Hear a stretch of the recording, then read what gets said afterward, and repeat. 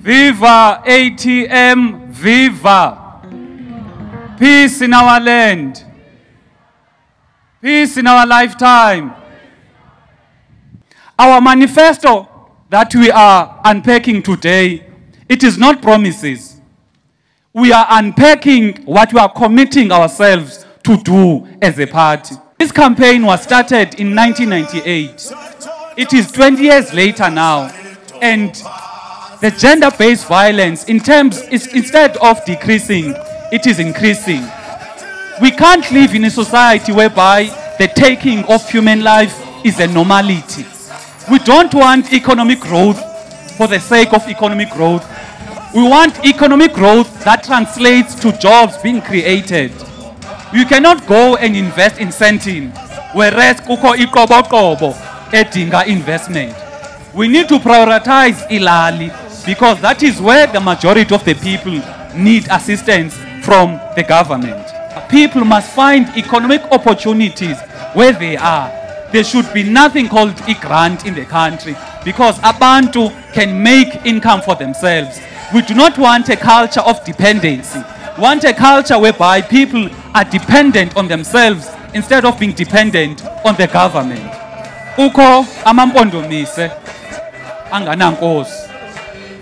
And ubukhosi babo bahlutshwa ngela xesha lengcinezelo.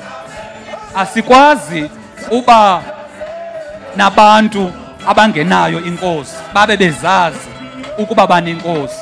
For that reason, we'll restore all of the traditional kingdoms that were destroyed.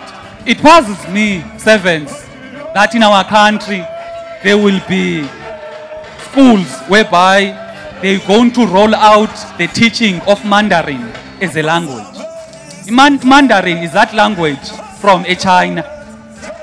We have schools that will have that kind of a language being taught in those schools. However, our very own Khoi and San language, it is not prioritized. When you walk in any public institution as a member of the public, the mindset of the people that are working there must be that they are there to serve you. We must have economy that we own it ourselves. Let us export finished products to the world instead of exporting raw materials, and have these raw materials being processed in other countries and then sold to us at very high prices. It must disturb us that a 17-year-old will kill a 10-year-old because they fought with a girlfriend yag. It must disturb us that 11 people died at Sondela this past week. It must disturb us when one taxi is shot 255 times because of people that do not want other people to live. We cannot live in a society whereby criminals are having it easy. Criminals are enjoying themselves and they are in peace, and the majority of the South African citizens are living in fear. It is for that reason we are saying capital punishment must be brought back to restore order and restore peace in this country.